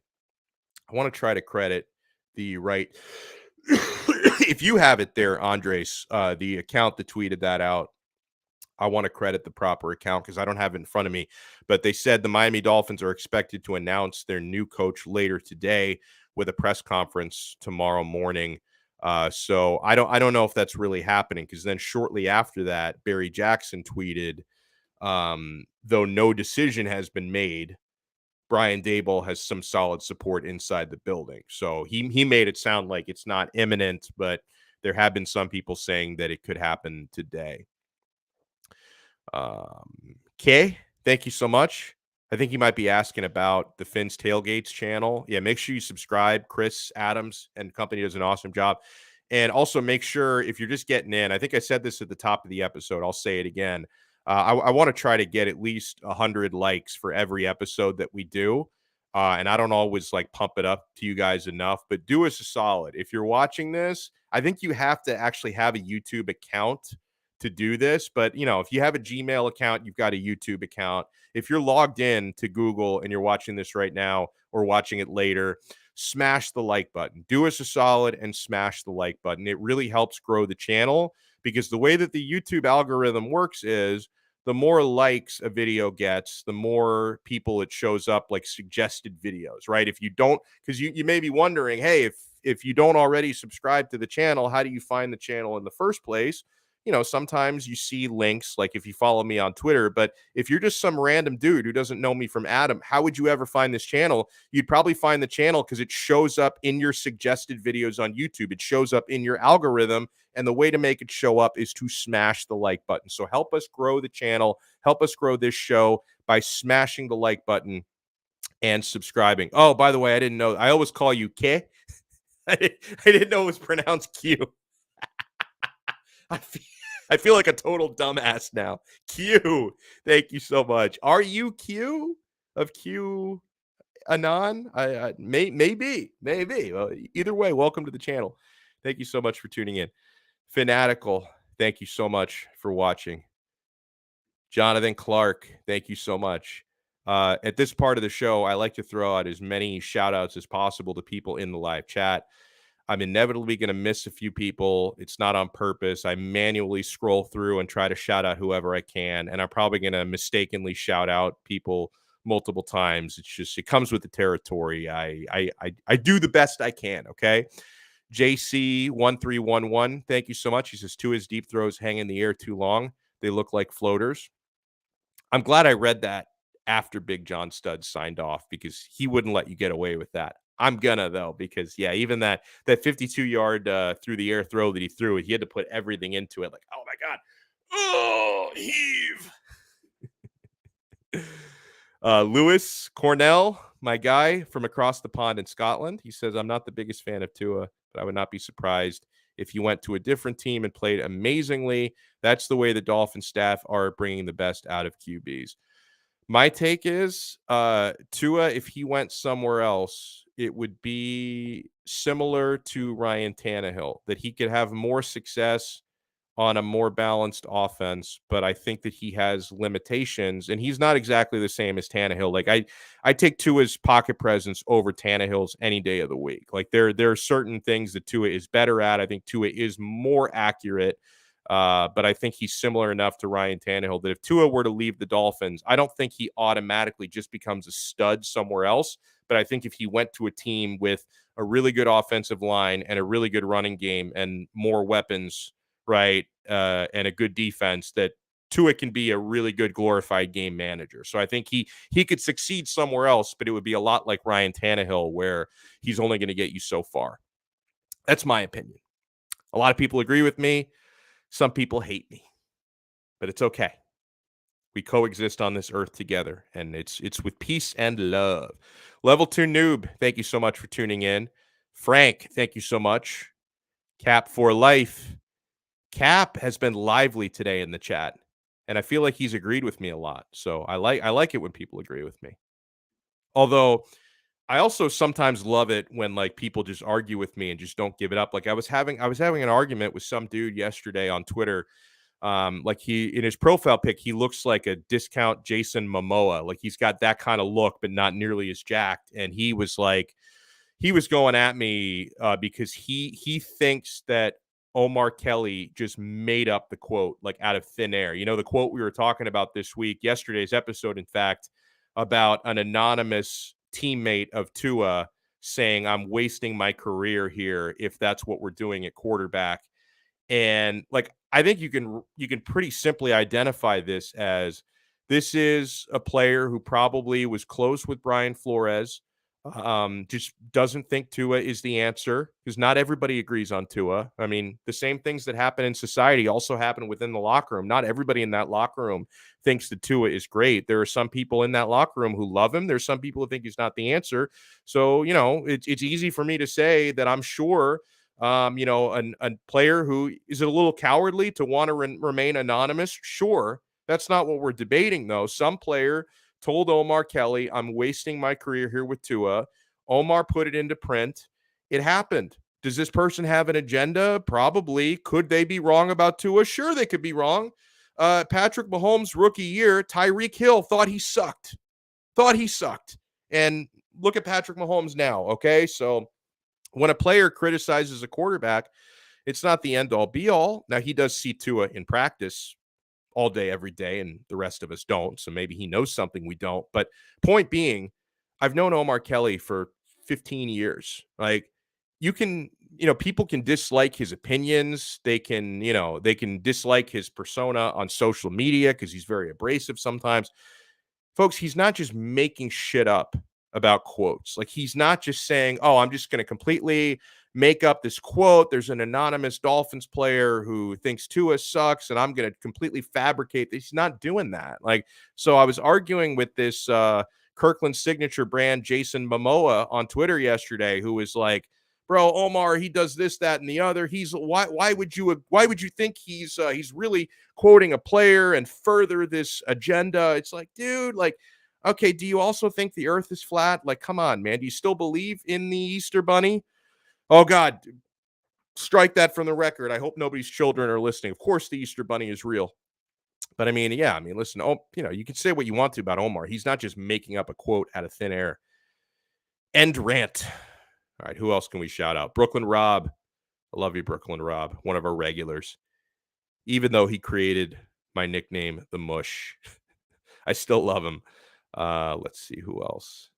I try not to shout out the same people multiple times, and it gets challenging because the more that I scroll, the more I see a lot of the same people popping up here. Ennis Campbell, thank you so much for watching. I think he's asking about the channel devoted to Tua, which is incredible. It's Ukulelevis is the name of the channel. Good luck finding it, but we rewind the episode because we flashed their name on screen earlier. You could check it out if you want to see it. Hold on, I can flash it on the screen again. Let me share the screen here so you guys can see Ukulelevis. I want to make sure everybody knows where they can find the greatest channel on YouTube. I mean, it is so good. And their intro song is absolute fire, by the way. Level 2 noob, thank you. Devin Jordan, thank you so much for the super chat. We love you. Road Runner, thank you for tuning in. Fernie or Fernay, I don't know if I'm saying that correctly. I've been butchering people's names left and right from what I understand, so I'm probably going to butcher a few more before we are done today. I'm going to take down the screen share because I'm getting distracted by the excellence of that YouTube channel. Barney O, thank you so much. I think Barney was, it seemed like he was having some heated discussions from a very pro Tua point of view in the chat. Again, I've got to go back and read the chat because I missed a lot of the live chat today because it was happening really fast and I can only focus on what's directly in front of me. EM Baller, thank you for tuning in today. Aaron, thank you so much. Got a couple Russian spammers who got in. We don't shout them out anymore. I still want your clicks, though. As long as you count for clicks, I'll take it. 621 God, thank you so much for tuning in. Sean Davis, thank you so much. Timothy, thank you for tuning in. We appreciate you. Filthy Cat, thank you so much. We appreciate you. By the way, something that we didn't talk about today. Hold on, let me throw a few more shout outs. Real Deal, thank you. Marcus, thank you. Maddie Blue, I'm sorry that we lost your respect today, Maddie. Maddie thought I let Big John Stud run his mouth too much, and I didn't argue with him enough when he was praising Tua. We'll try to do better next time, Maddie Blue. You're welcome to watch anytime because I embrace debate, and I think I agree with Maddie Blue probably more than a lot of people on Tua. So I'm sorry I let you down, man. I take that. I take that very I should have done better on Trash Tua's Day. I should have done better trashing Tua on Trashing Tua's Day. We try to always evolve and improve, man. I'll try to be better tomorrow or Thursday because I may not be on tomorrow. Thomas Burt, thank you so much. The Caddy Dog 2, thank you. Sean Davis, thank you. Shake money, make money, shake money. Thank you. He says, love Tua, hate Tua, who cares? It's not that serious. You're not wrong, man. I mean, there's bigger things going on in the world than whether Tua is good or Tua is bad, but I don't know, it's a big part of my life. Like Tua, talking about Tua is a bigger part of my life than other things. So, we talk about it here.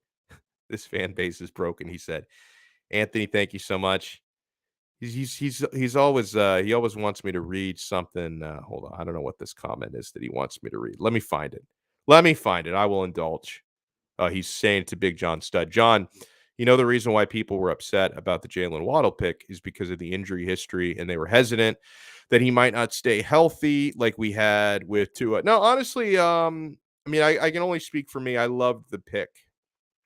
I loved it. I was the first couple. He was great in the preseason. The first couple weeks of the regular season, and part of it was Jacoby Brissett. He had to play with for a big stretch. He was getting like 3 yards per catch in certain games. But then, man, did Jalen Waddle hit form later on? So in hindsight, I would not complain about that. Ray Grullon, thank you so much for tuning in. One of our regulars. I love how he greets me. He says, "Howdy, Donno." The best segment, Big John Stud preach. Big John Stud is very popular here. That's why we love having him on, usually on Wednesdays, but I had him on Tuesday because we may not have a show yesterday. But again, follow me on Twitter. I will keep you guys updated because if we do something tomorrow, you guys will be the first to know about it. Carlos, thank you so much for tuning in. Blackjack Green, Tony 2 times. No heat hat today, John. Oh, yeah, because Big John Stud usually wears a heat hat with us. And the Heat are the number 1 team in the East, man. We should be celebrating them more often. I'm wearing my 5 Reason Sports hat, though, today. I don't have a Heat hat currently in the rotation. I'll have to get a new one. Oh, man, I know I missed a few. Clarence, Shoot the Moon. Are you a Crip? Wait, what? Chuck Norris died? Oh, my God, I did not know that. Did that just happen? Like within the last hour? Ooh, I don't even want to get like too deep into it because I don't know. I don't know if that just happened or if that really happened or not. But if so, R.I.P. That is a tragedy. The man is an absolute legend. I'm sorry to hear that. Filthy Cat. I may have shouted out already. Indeed. All right, guys, that'll do it. Want to thank everyone who took the time to watch. Make sure, again, you support our sponsors, Prize Picks, BetUS.com, the Quarter Deck. We're hoping to add others into the mix very soon.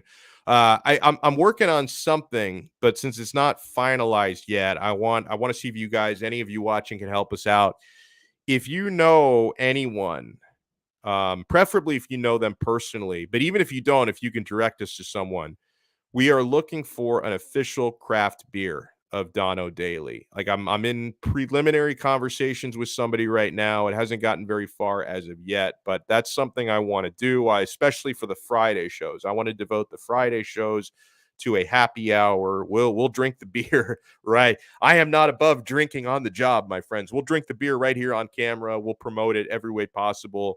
And I'd like to support a local business if I can. Like, I'm not looking for like Dos Equis or something, although I wouldn't, if they want to make me the new most interesting man, I think we could be onto something there, but I'd prefer to promote like a local or regional Florida-based, if not South Florida-based craft beer. So if you yourself are in the beer business or you know someone who is, and you can help steer them my way, please do, because we have big plans for something we can do with that partnership. I need to get the partnership started so that we can make that a reality. So that'll do it for us. Want to send out a huge thank you to everyone who tuned in. We will talk to you guys definitely Thursday, if not tomorrow, on another episode of Donno Daily on the 5 Reasons Sports Network. See ya.